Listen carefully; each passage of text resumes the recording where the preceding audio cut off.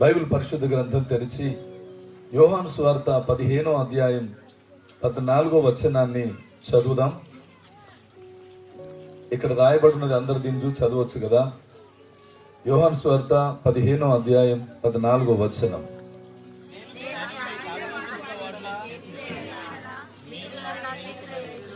అందరూ చెప్పాలి, అందరు చెప్పండి, అందరు ఒకేసారా?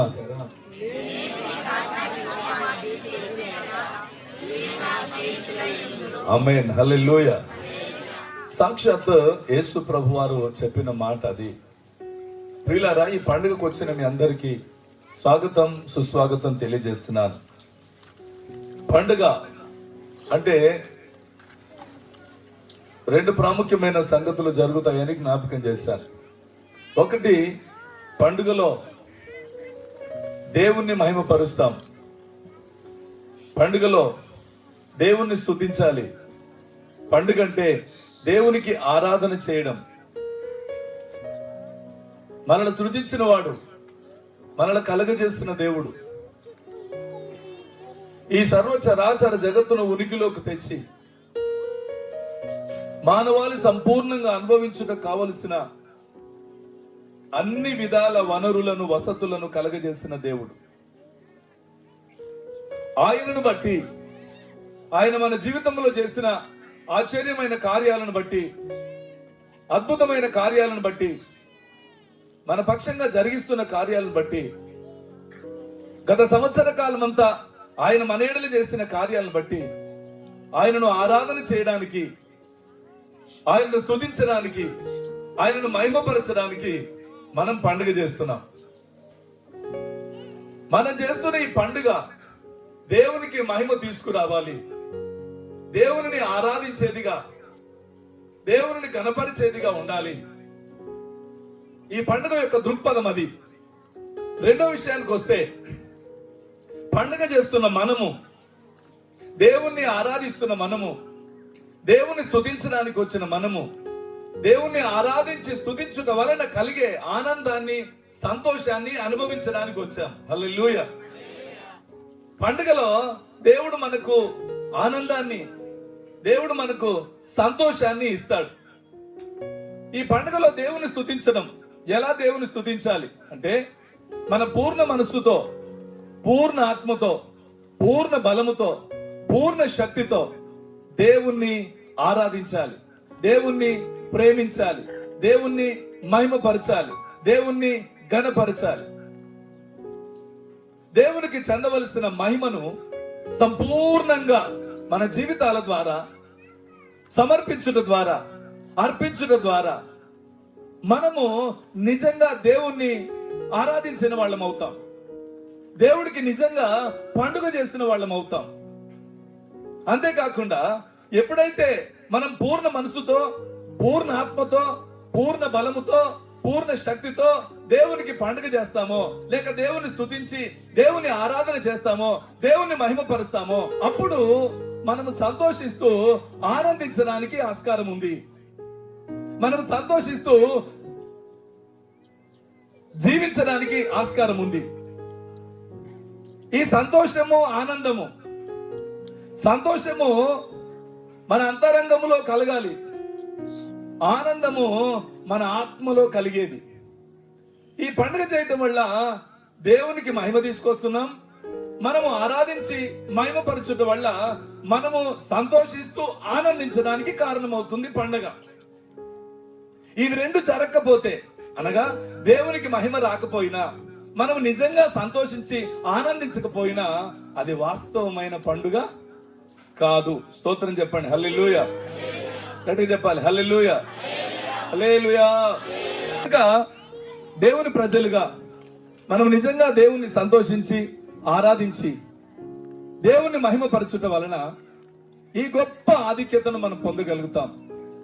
ఈ ఆరాధించడంలో, ఈ పండుగ చేయడంలో మన చుట్టూ ఎవరు ఉన్నారనేది ముఖ్యం కాదు, మన చుట్టూ ఉన్న పరిస్థితులు ఏమై ఉన్నాం అనేది ముఖ్యం కాదు, మనం ఎక్కడున్నామో అనేది ముఖ్యం కాదు. కానీ దేవుడితో వ్యక్తిగతమైన సంబంధాన్ని కలిగి ఉన్నామా లేదా, దేవుని నిజంగా పరచగలుగుతున్నామా లేదా, దేవుడికి ఆనందాన్ని, సంతోషాన్ని, మహిమను తీసుకురాగలుగుతున్నామా లేదా అనేది ప్రాముఖ్యమైన సంగతి పండుగలో. స్తోత్రం చెప్పండి, హల్లెలూయా.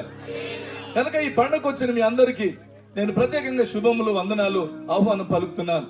ఆనందించడానికి వచ్చినారు, సంతోషించడానికి వచ్చినారు. పూర్ణ మనసుతో, పూర్ణ ఆత్మతో, పూర్ణ బలముతో, పూర్ణ శక్తితో దేవుణ్ణి సంతోష పెట్టాలి, దేవుని మహిమపరచాలి, దేవునికి ఘనత తీసుకురావాలి అనే ఉద్దేశంతో రావడమే పండుగ యొక్క దృక్పథం. ఈ వాస్తవాన్ని మర్చిపోవద్దు అనే సత్యాన్ని జ్ఞాపకం చేస్తున్నాను. ఈ రెండు సంగతులు ఈ పండుగ సందర్భంగా జరగాల్సిన పరిణామాలు ఉన్నాయని దేవుని దాసుడిగా నేను జ్ఞాపకం చేస్తున్నాను. అయితే ప్రియులారా, ఈ దినం కొరకు ప్రత్యేకించబడిన ఈ లేఖన భాగాన్ని మనం జ్ఞాపకం చేసుకుందాం. యేసు ప్రభు సశరీరుడుగా ఈ భూమి మీద ఉన్నప్పుడు ఆయనే పలికిన మాటలు, ఆయన తెలియజేసిన సంగతి, ఆయన తన శిష్యులతో మాట్లాడిన ఆ సంగతుల గురించి నేను జ్ఞాపకం చేస్తున్నాను. ఏమని? నేను మీకు ఆజ్ఞాపించిన వాటిని మీరు జరిగించిన ఎడల లేక చేసిన ఎడల మీరు నాకు స్నేహితులై ఉందురు. హల్లెలూయా. గట్టిగా చెప్పండి, హల్లెలూయా, హల్లెలూయా. ఈ పండుగలో ఒక ఉన్నతమైన ఆధిక్యతను మనం పొందుకోబోతున్నాం. ఈ పండుగలో ఒక ఉన్నతమైన సంతోషాన్ని మనం అనుభవించబోతున్నాం. ఈ పండుగలో ఒక ఉన్నతమైన ఆధిక్యతను మనం అనుభవించబోతున్నాం. ఏంటి అది అంటే, మనము దేవుని ప్రజలుగా, దేవుని సంతోషపెట్టి ఆనందపరచడానికి వచ్చిన ప్రజలుగా, దేవుని సంతోషపెట్టి దేవుని ఆరాధించి మహిమపరచుట వల్ల సంతోషించి ఆనందించడానికి వచ్చిన ప్రజలుగా మనము దేవునికి స్నేహితులమైపోవాలట. హల్లెలూయా. మనము దేవునికి స్నేహితులమైపోవాలి. జాగ్రత్తగా ఆలోచన చేద్దాం ప్రియులారా. ఎందుకు? దేవుడు ఆజ్ఞాపించిన వాటిని మనం జరిగించడం ద్వారా, దేవుడు ఆజ్ఞాపించిన వాటిని మనం చేయడం ద్వారా మనం దేవునికి స్నేహితులమైపోతాము అని జ్ఞాపకం చేస్తున్నాడు. మరి నిజంగానే యేసు ప్రభు వారు ఏం ఆజ్ఞాపించాడు, యేసు ప్రభు వారు ఏం చెప్పాడు, ఏం తెలియజేశాడు అనే విషయాలు దేవుని వాక్యంలో మనం చూసినట్లయితే యోహాను సువార్త 13వ అధ్యాయం 34వ వచనాన్ని చదువుదాం. యోహాను సువార్త 13వ అధ్యాయం 34వ వచనం. మీరు ఒకరినొకరు ప్రేమింపవలెనని మీకు క్రొత్త ఆజ్ఞ ఇచ్చుచున్నాను. నేను మిమ్మును ప్రేమించినట్లే మీరును ఒకరినొకడు ప్రేమింపవలెను. హల్లెలూయా. నేను మిమ్మును ప్రేమించినట్లే మీరు ఒకరినొకడు ప్రేమించాలి. హల్లెలూయా. గట్టిగా చెప్పండి, హల్లెలూయా. ఇప్పుడు దేవుడు మనకి ఇస్తున్న ఆజ్ఞ, మనకు తెలుసు పాత నిబంధన గ్రంథంలో 10 ఆజ్ఞలు మనకు కనబడతాయి. పాత నిబంధన గ్రంథంలో 10 ఆజ్ఞలు మనకు కనబడతాయి. అయితే నిజంగా యేసు ప్రభు వాటన్నిటి యొక్క నెరవేర్పుగా ఈ లోకానికి వచ్చాడు. ఆయన ఈ లోకానికి వచ్చి మనకు ఒక క్రొత్త ఆజ్ఞ ఇచ్చాను అని చెప్తున్నారు. మరి యేసయ్య ఇచ్చిన క్రొత్త ఆజ్ఞ ఏంటి? ఆ ఆజ్ఞను మనం పాటించడం ద్వారా మాత్రమే మనము దేవునికి స్నేహితులమై ఉండే అవకాశం ఉన్నది. ఏంటి ఆజ్ఞ అంటే అక్కడ వాక్యం చెప్తుంది, చదువు మళ్ళీ. మీరు ఒకరినొకరు ప్రేమింపవలనని మీకు క్రొత్త ఆజ్ఞ ఇచ్చుచున్నాను. హల్లెలూయా కదా. నేను ఆజ్ఞాపించిన వాటిని మీరు జరిగించిన ఎడల, నేను ఆజ్ఞాపించిన వాటిని మీరు చేసిన ఎడల. ఏంటి దేవుడు మనకు ఆజ్ఞాపించింది?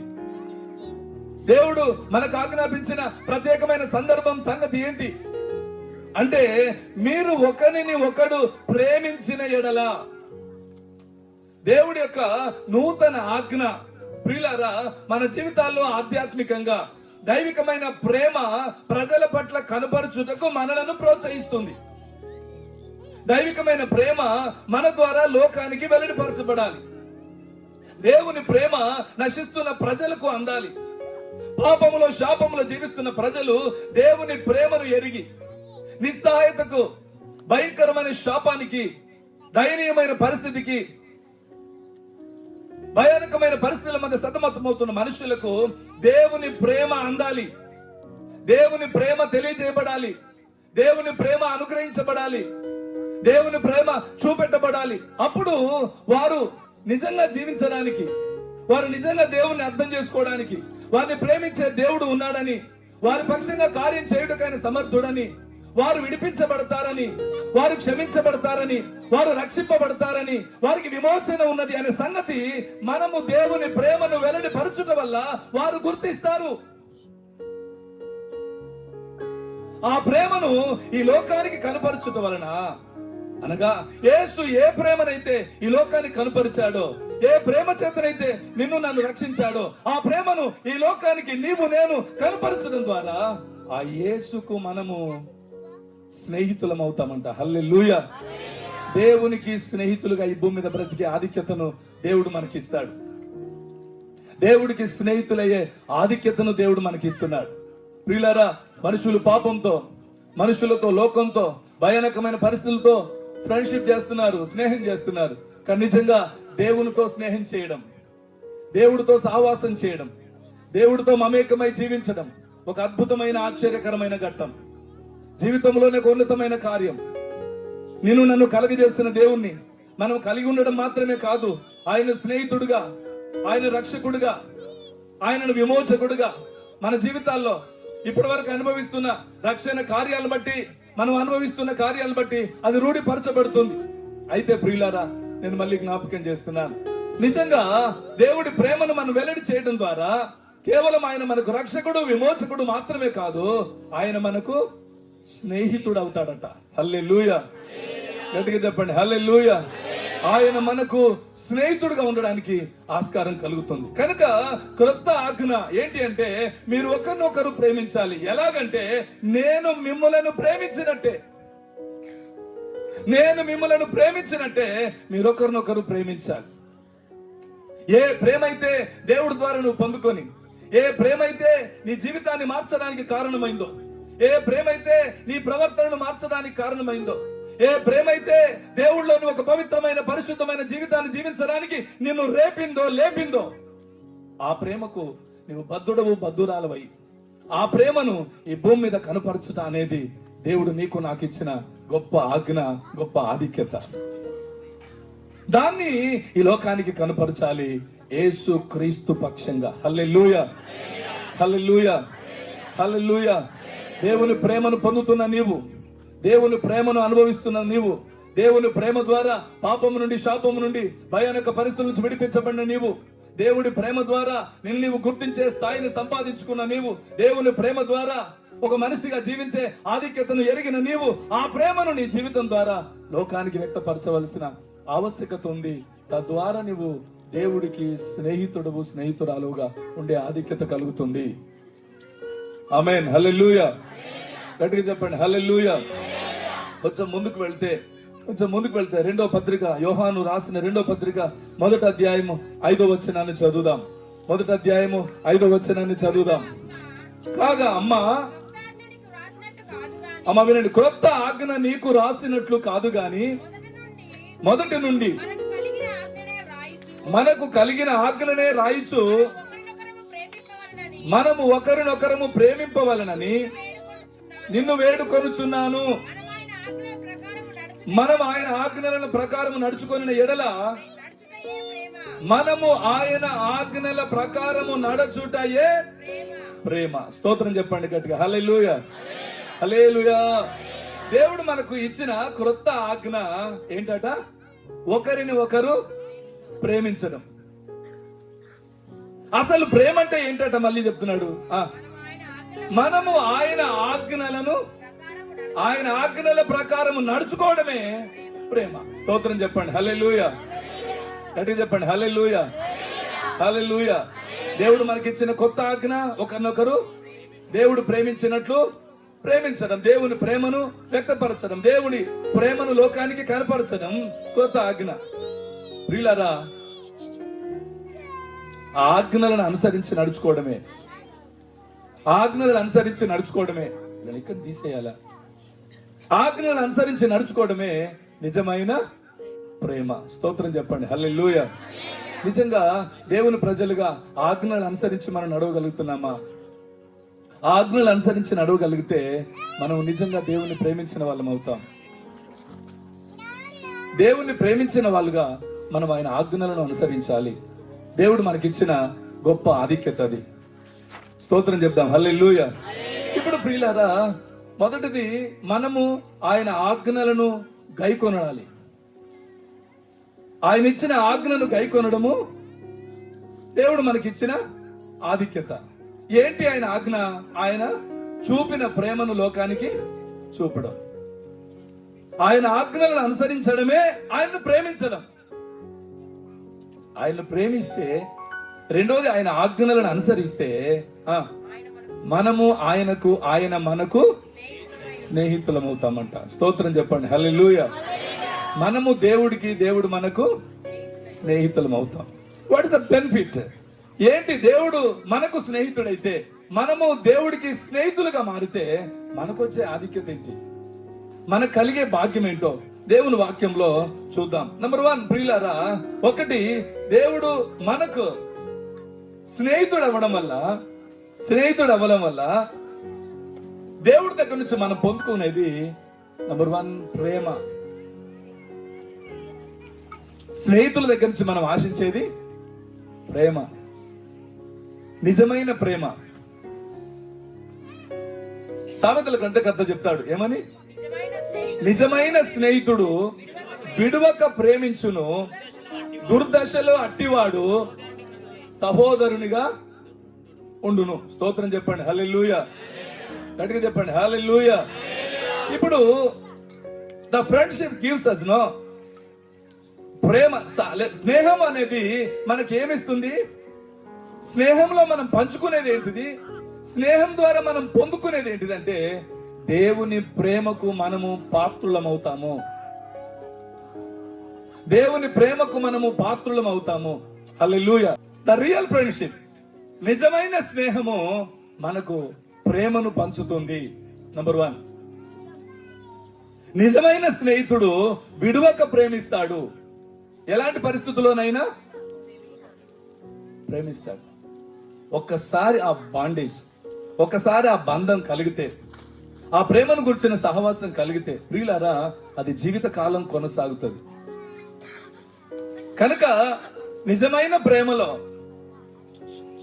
నిజమైన స్నేహంలో మనకు ఉన్నతమైన ప్రేమ పంచబడుతుంది. మనం తీసుకో, ఉన్నతమైన ప్రేమ పంచబడుతుంది మనకి.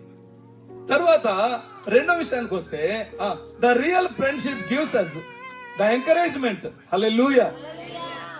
నిజమైన స్నేహము మనల్ని ఏం చేస్తుంది? ఎంకరేజ్ చేస్తుంది.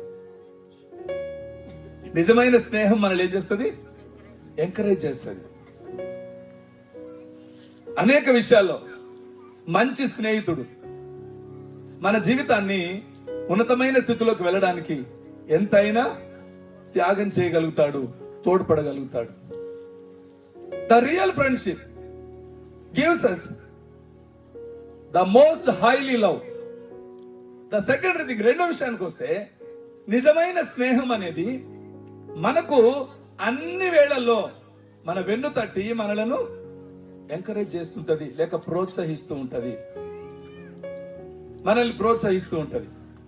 నంబర్ 3, మూడో విషయానికి వస్తే, ద రియల్ ఫ్రెండ్షిప్, మూడో విషయం మనకి ఏం నేర్పిస్తుంది, ఏం చేస్తుంది అంటే స్పెసిఫిక్ హెల్ప్. అంటే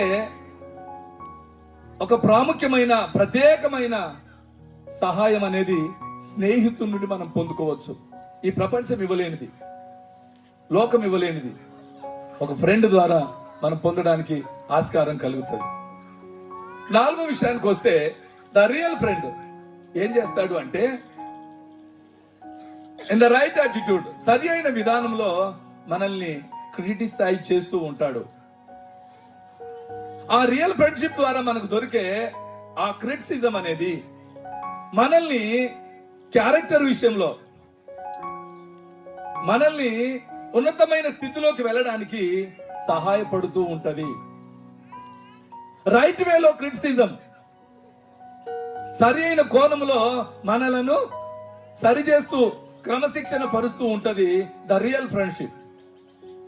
నిజంగానే దేవుడికి మనం స్నేహితులం అయితే ఆయన దగ్గర అపారమైన ప్రేమ ఉన్నది.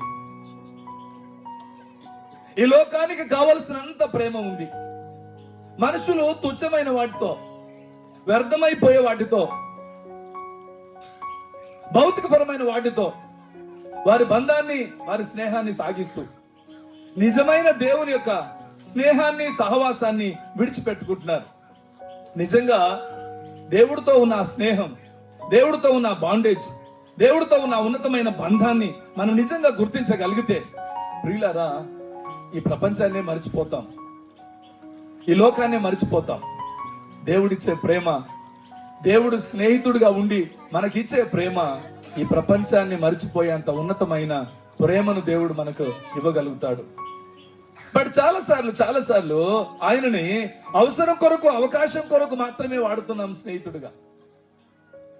అంతేగాని నిజంగా మన జీవితాన్ని ఆయనకు సమర్పించి, మన జీవితంలో ఆయనకే ప్రాముఖ్యతను, ఆయనకే ఇంపార్టెన్స్ మనం ఇవ్వగలిగితే, దేవుడు ప్రేమ అంటే ఏంటో, దేవుడితో ఉన్న ఆ స్నేహంలో దొరికే ఆ ప్రేమ విలువ ఎంత గొప్పదో అర్థం చేసుకోవడానికి వీలవుతుంది.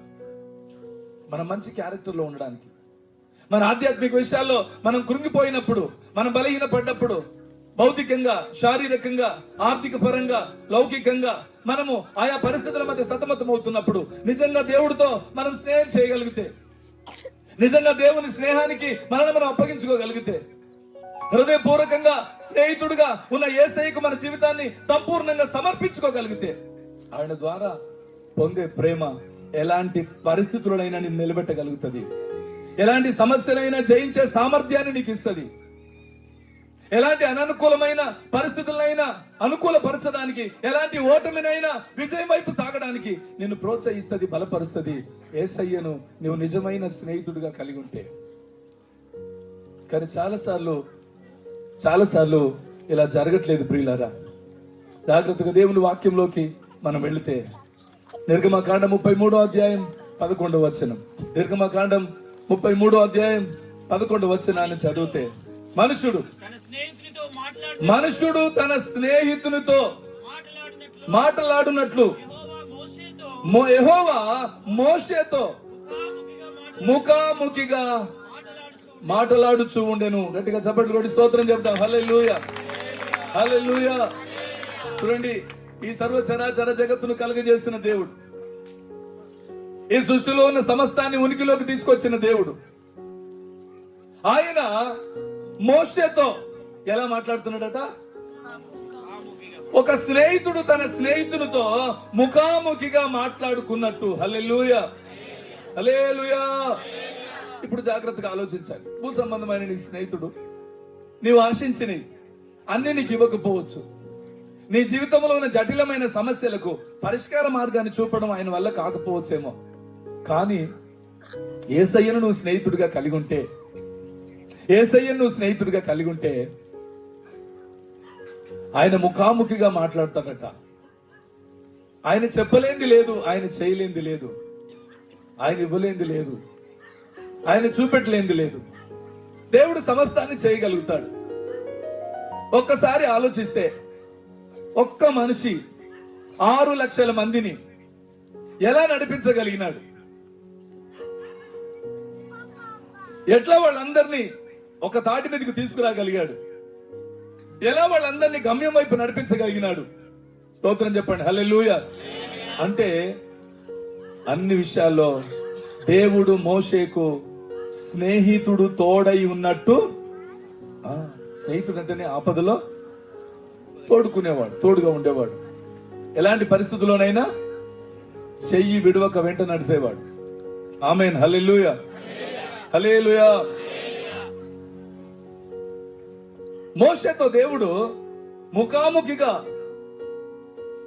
స్నేహితులతో మాట్లాడినట్లు మాట్లాడుచున్న కారణం చేత అన్ని ప్రతికూలమైన ఒత్తిళ్లను, అన్ని ప్రతికూలమైన పరిస్థితులను జయిస్తూ 6 లక్షల మందిని గమ్యం వైపు తీసుకెళ్ళడానికి సామర్థ్యాన్ని పొందుకోగలిగాడు. ఆమేన్, హల్లెలూయా, హల్లెలూయా.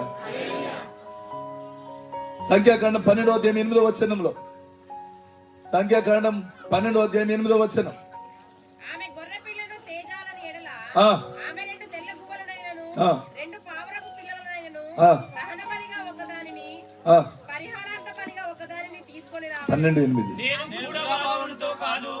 నేను గూఢ భావములతో కాదు దర్శనమిచ్చి ముఖాముఖిగా అతనితో మాట్లాడుదును. ఆమేన్ ఆమేన్ హల్లెలూయా. ఎలాగట? నేను గూఢభావములతో కాదు, దర్శనమిచ్చి ముఖాముఖిగా అంటే ఒక స్నేహితుడు మరొక స్నేహితునితో, ఒక మనిషి ఇంకొక మనిషితో ముఖాముఖిగా మాట్లాడుకున్నట్టు. హల్లెలూయా. ఇప్పుడు దేవుడు మీరు నాకు స్నేహితులై ఉంటారు అని చెప్పడంలో ఉన్న ఉద్దేశం ఏంటంటారు అంటే, ఏ విషయమైనా ఆయన మీతో ముఖాముఖిగా మాట్లాడాలనుకుంటున్నాడు. హలో, మీతో ఫేస్ టు ఫేస్ రిలేషన్షిప్ కలిగి ఉండాలని ఆశపడుతున్నాడు.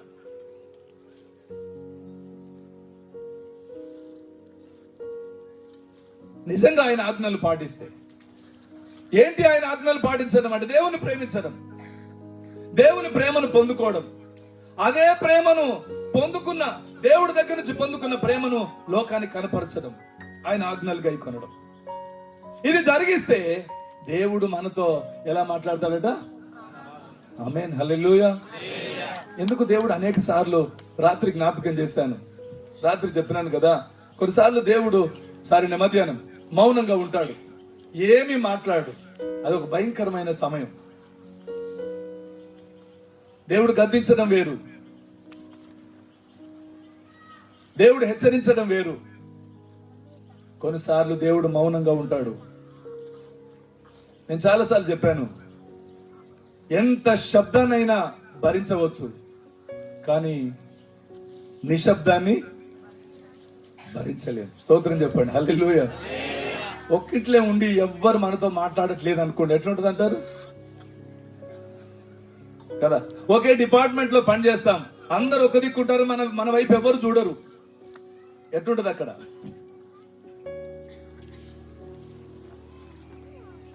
నిజంగా దేవుని ఆజ్ఞలు అనగా దేవుని నువ్వు ప్రేమించగలిగితే, దేవుని ప్రేమ నువ్వు పొందుకుంటూ లోకాన్ని ఆ ప్రేమను నువ్వు కనపరచగలిగితే నువ్వు దేవుడికి స్నేహితురాలు అవుతావు. తద్వారా దేవుడు నీతో ఫేస్ టు ఫేస్, ఎట్లా చెప్పండి, ఎట్లా అందరు చెప్పండి, ఎట్లా మాట్లాడతాడు దేవుడు? ముఖాముఖిగా. ఒక స్నేహితుడు తన స్నేహితునితో. ఎందుకు దేవుని స్వరాన్ని వినలేకపోతున్నాం? ఎందుకు పరిస్థితుల మధ్య సతమతం అయిపోతున్నాం? ఎందుకు కుటుంబ భారాన్ని, ఆర్థిక భారాన్ని, భౌతిక భారాన్ని కాదు ఈ జీవితం అనే భారాన్ని భరించలేకపోతున్నాం? నిజంగా ఈ జీవితము సమస్యాత్మకం అవ్వడం కొరకే దేవుడు మనకిచ్చాడా? కుటుంబాన్ని సమస్యాత్మకంగా భరించమని దేవుడు మనకిచ్చాడా? మనకు దేవుడు అనుగ్రహించిన ఆధిక్యతలు, ఏ పనైనా, మనం చేసే ఏ కార్యమైనా, మనం మనుగడ సాగించడానికి జరిగిస్తున్న ఏ ప్రక్రియ అయినా మనకు భారంగా ఉండడానికి దేవుడు కలుగజేశాడా? కాదు. బట్ అనేక సార్లు మనకు మనమే భారం అయిపోతున్నాం కదా. కుటుంబం భారం అయిపోతుంది, భర్త భారం అయిపోతున్నాడు, భార్య భారం అయిపోతుంది, పిల్లలు భారం అయిపోతున్నారు, వృద్ధులైన తల్లిదండ్రులు భారం అయిపోతున్నారు, జీవితమే భారం అయిపోతుంది.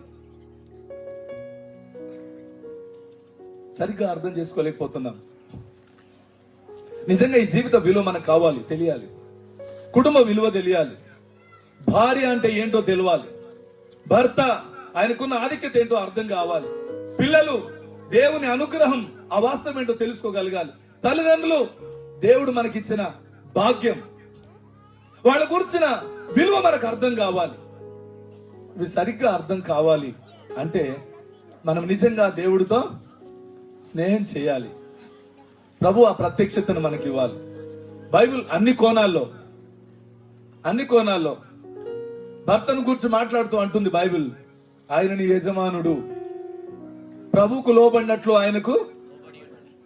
భార్యను గూర్చి బైబిల్ చెప్తుంది, ఆమె పరాయిది కాదు, ఆమె నీ సొంత శరీరం, ఆమెను కనపరచడం మర్చిపోకు. పిల్లల గురించి మాట్లాడుతుంది బైబిల్, వారు దేవుని అనుగ్రహం, దాన్ని వ్యర్థం చేసుకోకు రేయ్. తల్లిదండ్రుల గురించి మాట్లాడుతుంది బైబిల్, వారిని పూజించి కనపరచు, నువ్వు దీర్ఘాయుష్వంతుడు అవుతావు, నువ్వు దీవించబడతావు. లేకపోతే కారు చీకట్లో నీ దీపం ఆరిపోతుంది. ప్రియులారా, ఈ సంగతులన్నీ అర్థం కావాలి, ఈ జీవితం అర్థం కావాలి. ఈ మనుగడ యొక్క వాస్తవికత అర్థం కావాలి అంటే దేవుడితో మనం స్నేహం చేయాలి. హల్లెలూయా. దేవుడితో మనం స్నేహం చేయాలి. మోషే దేవుడికి స్నేహితుడైనాడు. 6 లక్షల మంది నడిపించడం ఆయనకి ఏం భారం కాలేదు. మరి నీకెందుకు కుటుంబం భారం అవుతుంది? అనేక సార్లు నీ భర్తే నీకు భారం అవుతున్నాడు, నీ భార్య నీకు భారం అవుతుంది, నువ్వు కన్న పిల్లలు నీకు భారం అవుతున్నారు, నీ తల్లిదండ్రులు నీకు భారం అవుతున్నారు. ఎందుకు అలా జరుగుతుంది? జీవితం భారం అయిపోతుంది. దేవుడితో నువ్వు స్నేహం చేయగలిగితే, దేవుడితో నిజంగా నువ్వు సహవాసం చేయగలిగితే, వాటిని గూర్చిన సంపూర్ణ అవగాహన దేవుడు నీకు ఇస్తాడు. వాటి వల్ల కలిగే ఆనందాన్ని, సంతోషాన్ని, ఆధిక్యత నువ్వు సంపూర్ణంగా అనుభవించగలుగుతావు, సంతోషంగా జీవించగలుగుతావు. చప్పట్లు కొట్టి స్తోత్రం చెప్దాం. హల్లెలూయా. గట్టి కొట్టాలి. హల్లెలూయా. రెండో విషయానికి వస్తే అక్కడ చెప్తున్నాడు ద్వితీయోపదేశకాండం 34వ అధ్యాయం 11వ వచనంలో, 34వ అధ్యాయం 11వ వచనం, ఇంకొక మాట చదువుదాం త్వరగా. ఐగుప్తు దేశంలో ఫరోకును అతని సేవకులందరికీ అతని దేశమంతటికి ఏ సూచక క్రియలను మహత్కార్యములను చేయుటకు యెహోవా అతని పంపెను. వాటి విషయంలోను ఆ పాపమంతటి విషయంలోను మోషే ఇశ్రాయేలు జనులందరి కన్నుల ఎదుట కలుగజేసిన మహాభయంకర కార్యముల విషయంలోను యెహోవాను ముఖాముఖిగా ఎరిగిన మోషే వంటి ఒక ప్రవక్త ఇశ్రాయేలులో ఇదివరకు. చప్పట్లు కొట్టి గట్టిగా స్తోత్రం చెప్పండి. హల్లెలూయా. గట్టిగా చెప్పండి. హల్లెలూయా. ఏమండి, ఒక్కసారి ఆలోచన చేద్దాం. ఫరో అంటే ఏంటో, ఫరోకున్న బలం ఏంటో, ఫరో ఎంత క్రూయల్ మెంటాలిటీ గలవాడో మోషేకు బాగా తెలుసు. ఎందుకు? ఆ ఇంట్లో పెరిగినాడు. వినండి అందరు, ఆ ఇంట్లో పెరిగినాడు.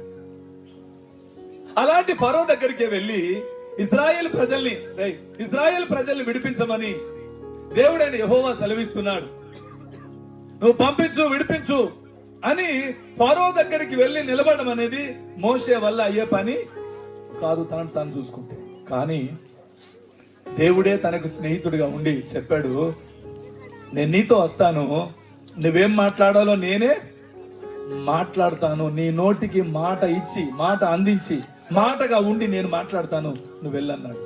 ఇప్పుడు ఫరో అయితేమి, వాడి తాత అయితేమి, హల్లెలూయా, ఫరో అయితేమి, వాడి తాత అయితేమి, మోషే డైరెక్ట్ గా వెళ్ళి అంటున్నాడు, నా ప్రజలు విడిపించమని దేవుడైన యెహోవా ఆయన పూజించడానికి వెళ్ళమని ప్రకటిస్తున్నాడు. ఇశ్రాయేలు ప్రజలు విడిపించు అని చెప్పగలుగుతున్నాడు. కానీ దేవుడితో ఆ ముఖాముఖి రిలేషన్షిప్ ఒకవేళ మోషే కలిగి ఉండనట్లయితే, దేవుణ్ణి ముఖాముఖిగా ఎరిగిన వాడట మోషే. హల్లెలూయా. గట్టిగా చెప్పండి. హల్లెలూయా. ఒక్కసారి ఆలోచించండి ఈ మాటని. నేను తెలుసు కదా, నా ఫేస్ నేను మీకు తెలుసు, మీరు నాకు తెలుసు. కానీ నిజంగా దేవుని ఫేస్ చూడగలిగినారా? చూస్తున్నారా? ముఖాముఖిగా దేవుడితో మాట్లాడే అనుభవం, ముఖాముఖిగా దేవుడితో ఫ్రెండ్షిప్ చేసే అనుభవం, ఒక వ్యక్తిని అన్ని పరిస్థితులను అధిగమించే సామర్థ్యాన్ని ఇవ్వగలుగుతుంది ఆయనతో ఫేస్ టు ఫేస్ రిలేషన్ కలిగి ఉండడం. నువ్వు ఎదుర్కొనే ఏ పరిస్థితి అయినా కావచ్చు, నీకు సమస్యగా ఉన్న ఏ పరిస్థితి అయినా కావచ్చు, దేవుడితో నీవు ముఖాముఖి సంబంధాన్ని కలిగి ఉన్నట్లయితే, నెరపగలిగినట్లయితే ఏది నీకు సమస్యగా ఉండదు. హల్లెలూయా. ఇప్పుడు మోషేకు ఫరో సమస్య కానే కాదు. ఎందుకు? దేవుడు ముఖాముఖిగా మాట్లాడుతున్నాడు. దేవుడు చెప్పాడు, నేను వస్తాను, నేను మాట్లాడతాను, నేను చెప్తాను, నువ్వు వెళ్ళి నిలబడండి. అందుకనే ఇక్కడ చెప్పబడుతుంది లాస్ట్ వచనంలో ఏమని? యెహోవాను ముఖాముఖిగా ఎరిగిన మోషే వంటి ఇంకొక ప్రవక్త. హల్లెలూయా. గట్టిగా చెప్పండి. హల్లెలూయా. గట్టిగా చెప్పండి. హల్లెలూయా. దేవుడు 2024 సంవత్సరంలో ఇలాంటి ప్రజలను మన దగ్గర పుట్టించును గాక, సిద్ధపరచును గాక. దేవుడితో ముఖాముఖి అనుభవం కలిగి ఉండాలనే ఆసక్తి గల ప్రజలను రేపును గాక. నిజంగా ఆ అనుభవం చాలా గొప్పది ప్రియులారా. మరి ఏ కారణం చేత మోషే ఫరో దగ్గరికి వెళ్ళి ధైర్యంగా నిలబడగలిగాడు అంటే ఆయనకు ఒక వాస్తవం తెలుసు, దేవుణ్ణి ముఖాముఖిగా చూడగలిగిన వాడు, దేవుణ్ణి 100% తెలుసుకున్నవాడు. రెండో విషయానికి వద్దాం. రెండో విషయం 2 క్రానికల్స్ 2వ దినవృత్తాంతాలు 20వ అధ్యాయం 7వ వచనం. 2వ దినవృత్తాంతాలు 20వ అధ్యాయం 7వ వచనాన్ని చదువుదాం త్వరగా. నీ జనులైన ఇశ్రాయేలుల ఎదుట నుండి ఈ దేశపు కాపురస్తులను తోలివేసి నీ స్నేహితుడైన అబ్రహాము యొక్క సంతతికి దీనిని శాశ్వతముగా ఆమేన్ ఆమేన్ చప్పట్లు కొట్టి స్తోత్రం చెప్పండి. హల్లెలూయా. అబ్రహాము ఎవరట? దేవుడట తన స్నేహితుడైన అబ్రహాము సంతతికి ఆ కనాను దేశ అంతటిని, అందులో ఉన్న సంపద అంతటిని దేవుడు వారికి స్వాస్థ్యంగా ఇచ్చేశాడట. వాళ్ళకి శాశ్వతంగా ఇచ్చేశాడట. ఎవరికి ఇచ్చినాడు? తన స్నేహితుడు సంతానానికి ఇచ్చాడట. హల్లెలూయా. గట్టిగా చెప్పండి హల్లెలూయా. ఇప్పుడు చెప్పండి, నీకేం కొద్దు ఉందో ఏమా? 2023 సంవత్సరం నువ్వేం చేయలేకపోయావో, 2024 నువ్వేమి ఎక్స్పెక్ట్ చేస్తున్నావో, ఏది నీ జీవితంలో అవసరమై ఉందో, దేని కొరకు నువ్వు కనిపెడుతున్నావో, ఏది ఇంకా మిగిలిపోయిందో, దేన్ని పొందుకోలేకపోయినావో, దేన్ని సాధించలేకపోయావో, ఏది నీ మనసులో ఇంకా సమస్యగా ఇబ్బంది పెడుతుందో, ఈ మధ్యాహ్నం దేవుని దాసుడిగా జ్ఞాపకం చేస్తున్నాను. నువ్వు దేవుడికి స్నేహితుడుగా, స్నేహితురాలుగా మారగలిగితే కనాను భూభాగం అంతటిని తన స్నేహితుడైన అబ్రహాము సంతతికి దేవుడు స్వాస్థ్యముగా శాశ్వతంగా ఉండునట్లు ఇచ్చినట్లుగా నీ జీవితంలో దేవుడు కార్యం చేయడానికి సమర్థుడు అని ఈ మధ్యాహ్నం జ్ఞాపకం చేస్తున్నాను. హల్లెలూయా. గట్టిగా చెప్పండి హల్లెలూయా. ఏమీ తక్కువ లేదు ఆయన సమర్థుడు చేయడానికి. ఆయన సమర్థుడు చేయడానికి.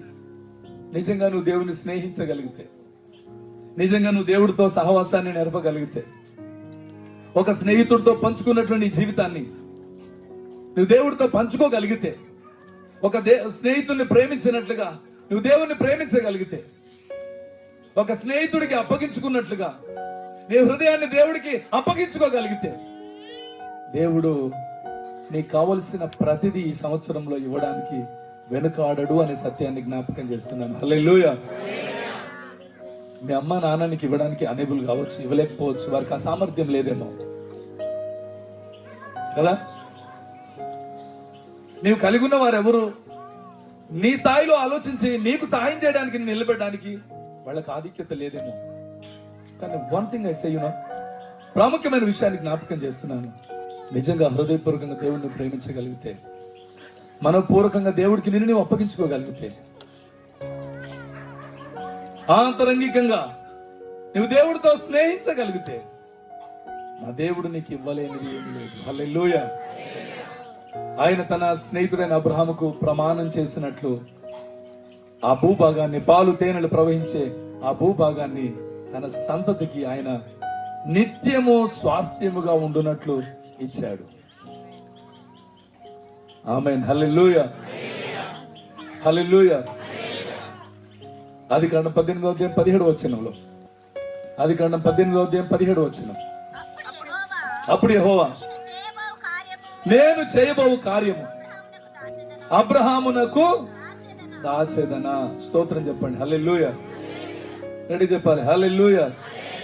నేను చేయబోవు కార్యము అబ్రహామునకు దాచెదనా. దాచెదనా.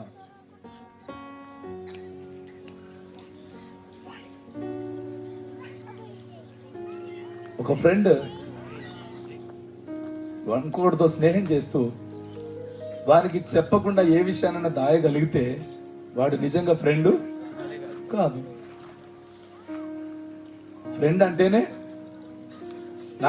మాకు ఫ్రెండ్షిప్ గ్రూప్ ఉంది. నాది 89 బ్యాచ్, 88-89 బ్యాచ్ ఉంటుంది మాకు. స్నేహాన్ని గురించి దాంట్లో కోకొల్లాలు వస్తుంటాయి ప్రతిరోజు. ప్రతిరోజు ఒక కొత్త కొటేషన్ వస్తుంది. అసలు దాన్ని చూస్తే మైండ్ బ్లాక్, వైట్, రెడ్ అవుతుంది. అంత అద్భుతమైన కొటేషన్స్ వస్తాయి దాంట్లో. ఎందుకంటే తెలంగాణ మీడియా వైస్ ప్రెసిడెంట్ నా క్లాస్మేట్ వాడు, జర్నలిస్టుల సంఘం వైస్ ప్రెసిడెంట్ నా క్లాస్మేట్, నా ఫ్రెండ్ వాడు. అట్లా చాలా మంది ఉన్నారు. Parakala commissioner, municipal commissioner Seshu నా క్లాస్మేట్, వాడు మా ఫ్రెండ్. హన్మకొండలో ఒక సీఏ ఉన్నాడు నాగేంద్రన్, వాడు నా ఫ్రెండ్. పవన్ అని ఒకడున్నాడు అమెరికాలో, వాడు సాఫ్ట్వేర్ ఇంజనీర్, వాడు నా ఫ్రెండ్. ఇట్లా వీళ్ళందరూ రోజు కొన్ని కొటేషన్స్ పంపిస్తారు. దాంట్లో నేను ఒక్కటి ఒకటి చూస్తా దాన్ని, ఆదికి వచ్చినప్పుడు 10 రోజులకు ఒకసారి. కానీ విచిత్రమైనవి పంపిస్తూ ఉంటారు. ఇక్కడ మనం చదివిన లేఖనంలో ఏం చెప్పబడింది మరొకసారి 17వ వచనం. నేను చేయబోవు సంగతిని అబ్రహామునకు చెప్పకుండా, స్తోత్రం చెప్పండి, హల్లెలూయా హల్లెలూయా. ఇంకో విషయం తెలుసా, దేవుడితో మనం నిజంగా స్నేహం చేస్తే మనం ఈ లోకం నుంచి ఎప్పుడు వెళ్ళిపోతామో కూడా చెప్పవచ్చు. ఎందుకు? ఆయన చెప్తాడు, రేపేళ్ళు మన ఇద్దరు నేను తీసుకుపోతున్నాను, నువ్వు వస్తున్నావు నాతో అంటాడు. హల్లెలూయా. మనం చెప్పిపోవచ్చు అనమాట. నేను చేయబోయే కార్యం అబ్రహానికి దాస్తానా? ఎందుకు దాయుడు? దాస్తే అది స్నేహం ఎట్లయితది? హల్లెలూయా హల్లెలూయా. స్నేహితుడు అంటేనే తెరవబడిన పుస్తకం, హృదయం లాంటోడు, దాచుకునేది దాపరికం ఏది ఉండదు. The real friendship gives us love. The real friendship gives us encouragement. The real friendship gives us the specific help. The real friendship gives us the right criticism. Hallelujah. సరి అయిన విధానంలో మన ప్రవర్తనను చెక్కడానికి మనకు ఒక మంచి స్నేహితుడు అవసరం. నేనేదైనా దాస్తానా? హల్లెలూయా. ఎన్నోసార్లు ఆందోళన పడుతున్నాం, జీవితం అర్థం కాదు. దేవుని స్నేహితుడిగా కలిగి ఉంటే కొందరు భార్యల ప్రవర్తన భర్తలకు చేసుకున్న 20 ఏళ్ళైనా ఇంకా అర్థమై ఉండదు. కొందరు భర్తల ప్రవర్తన భార్యలకు కూడా అసలు ఆ మనిషి ఏం చేస్తాడో, ఎట్లా నడుతాడో. లలితక్క మా గోపనుల గురించి స్తోత్రం చెప్పండి, హల్లెలూయా. ఇప్పటికి అర్థం కాలే ఆమెకు, ఆయన నాకు తెలిసిన సత్యం. హల్లెలూయా. ఇప్పటికి 20 ఏళ్ళ దగ్గరకు వస్తుంది, కానీ అసలు ఆ మనిషి ఏందో ఇంకా. హల్లెలూయా. ఆయనతో స్నేహం చేయగలిగితే ఈయనేందో, ఈయన సంగతి ఏందో. స్తోత్రం చెప్పండి, హల్లెలూయా. ఒక మనుషునికి తన స్నేహితుడు ఎలా ఓపెన్ అవుతాడో దేవుడు అలా అన్ని విషయాల్లో మనకు తెలియజేస్తాడు. నిజంగా మనం దేవుడితో ఫెలోషిప్ మాత్రమే కాదు, ఏం చేయాలి? ఫ్రెండ్షిప్ చేయాలి. ఏం చేయాలా? ఫ్రెండ్షిప్ చేయాలి. లాస్ట్ మాట, యాకోబు పత్రిక 2వ అధ్యాయం 23వ వచనం. యాకోబు పత్రిక 2వ అధ్యాయం 23వ వచనం. కాబట్టి అబ్రహాము దేవుని నమ్మెను, అది అతనికి నీతిగా ఎంచబడెను, అను లేఖనము నెరవేర్చబడెను, మరియు సంగతి. స్తోత్రం చెప్పండి, హల్లెలూయా. అబ్రహాము దేవుణ్ణి నమ్మాడు అంటే ప్రేమించాడు. అబ్రహాము దేవుణ్ణి నమ్మడం, అబ్రహాము దేవుణ్ణి ప్రేమించడం అనేది అతనికి నీతిగా ఎంచబడింది. అంతేకాకుండా అబ్రహాముకు దేవుని స్నేహితుడు అని పేరు వచ్చిందట. స్తోత్రం చెప్పండి, హల్లెలూయా. గట్టిగా చెప్పండి, హల్లెలూయా. అబ్రహాము దేవునికి ఎవరయ్యా? అబ్రహాం నీకు తెలుసా అంటే, ఎవరు అబ్రహాం అంటే దేవుని స్నేహితుడు ఉన్నాడు చూడు. హల్లెలూయా. ఎవరట? అబ్రహాం ఎవరట? దేవుని స్నేహితుడు కదా. వై నాట్ మరి నిన్ను గురించి నన్ను గురించి లోకం అట్లా ఎందుకు చెప్పుకోవద్దు కదా? మనల్ని గురించి కూడా లోకం ఆయన ఎవరయ్యా అంటే ఆయన దేవుని స్నేహితుడు. మనం ఎవరు చెప్పినా వినడు ఆయన, దేవుడు చెప్తే వింటాడు. మనం ఏం చెప్పినా వినడు ఆయన, దేవుడు చెప్పాడంటే 100%. ఎందుకంటే దేవుడు ఆయన ఇద్దరు స్నేహితులు, ఫ్రెండ్స్. ప్రియులారా,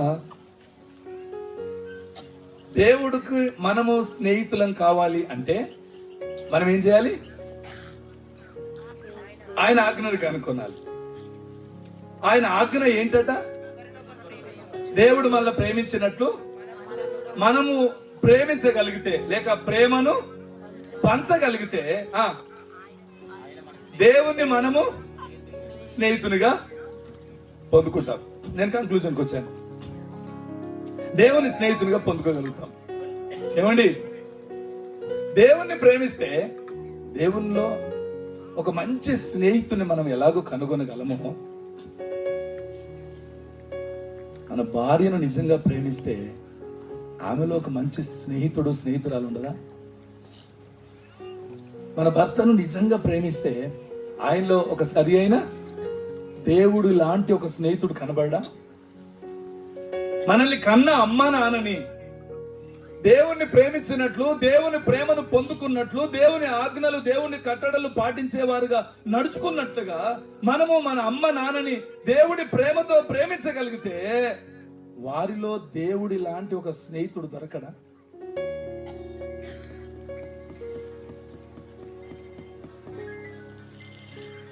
మనం కన్న పిల్లల్ని హృదయపూర్వకంగా మనం ప్రేమించగలిగితే వై నాట్?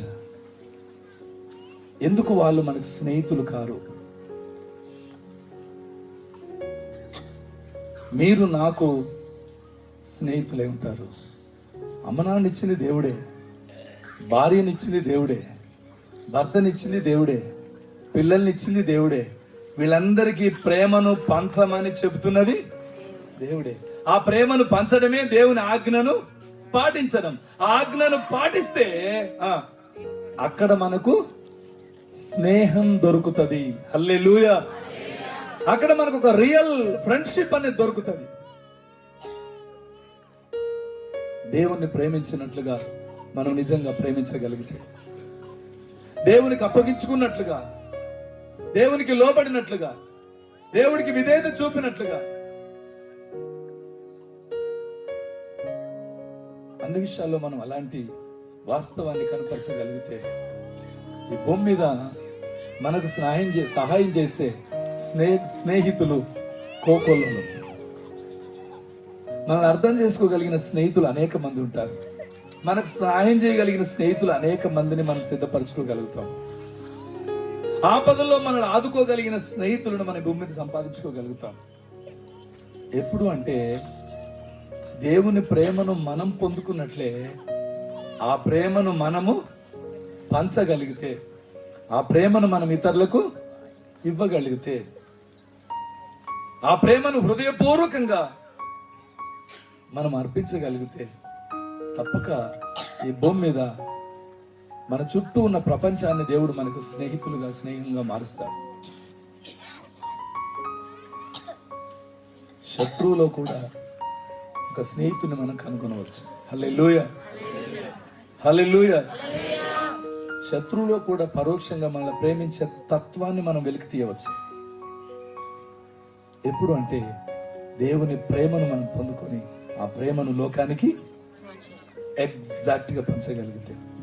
అబ్రహాము దేవుని నమ్మెను, అది అతనికి నీతిగా ఎంచబడెను, మరియు అతనికి దేవుని స్నేహితుడని ఆమేన్. హల్లెలూయా.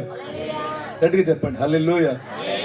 వీళ్ళారా, దేవుడు నీకు స్నేహితుడిగా ఉంటే ఆయన దగ్గర దాపరికం ఏముండదు.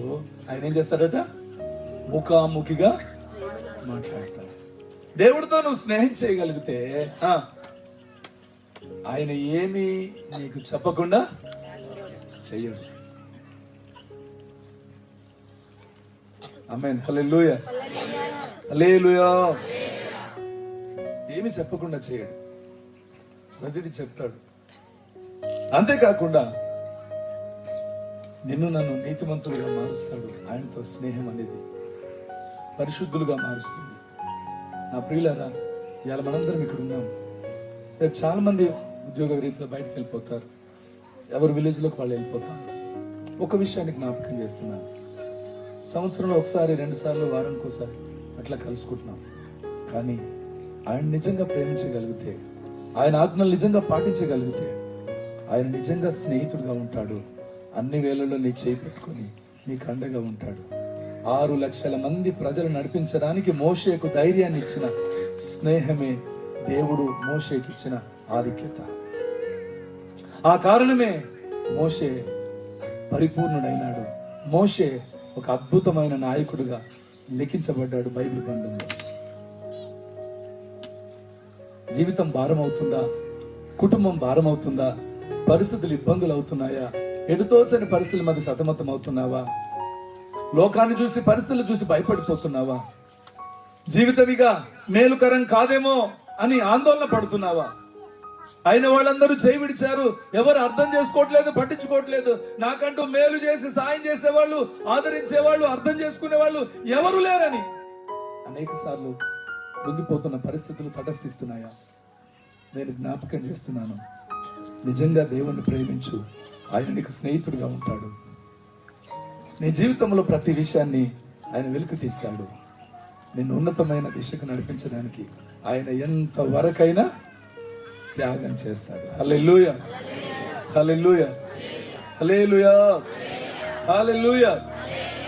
దేవుని బిడ్డలారా, నేను జ్ఞాపకం చేస్తున్నాను ఈ సందర్భంగా, దేవుని ప్రజలుగా మనం దేవుని ప్రేమిస్తాం. లోకంతో స్నేహం దేవునికి విరుద్ధం అని ఎరగరా? లోకాన్ని స్నేహించువాడు, ప్రేమించువాడు దేవునికి శత్రువు అవుతాడని బైబిల్ చెప్తుంది. కనుక దేవుని ప్రేమిద్దాం. లోకాన్ని కాదు, లోక ఆశల్ని కాదు, లోక కట్టుబాట్లను కాదు, లోక ఆచారాలను కాదు, లోకపు విధానాలను కాదు మనం స్నేహించాల్సింది, ప్రేమించాల్సింది. దేవుని ప్రేమిస్తాం. దేవుడి కొరకు అప్పగించుకుందాం. దేవుని చిత్తాన్ని జరిగిద్దాం. ఆయన నీ జీవితంలో సంపూర్ణమైన స్నేహితుడిగా ఉంటాడు. అన్ని విషయాలు నిన్ను ఆదరించి బలపరుస్తాడు. 2024 సంవత్సరం నీ విశ్వాస జీవితంలో యేసుని స్నేహితునిగా పొందుకోవడం మర్చిపోవద్దని జ్ఞాపకం చేస్తున్నాను. ఆ దేవుడు అనుగ్రహించిన ఆ శ్రేష్టమైన భార్యలో, దేవుడు అనుగ్రహించిన ఆ శ్రేష్ఠుడైన భర్తలో, దేవుడు అనుగ్రహించిన ఆ శ్రేష్ఠులైన తల్లిదండ్రులు, దేవుడు అనుగ్రహించిన ఆ శ్రేష్ఠులైన పిల్లల్లో ఆ దేవుని ప్రేమను, ఆ దేవుని స్నేహాన్ని కనుగొని విశ్వాస యాత్రలో ప్రభు పక్షంగా ముందుకు సాగుదాం. అలాంటి కృప దేవుడు మనందరికీ కలుగజేయును గాక.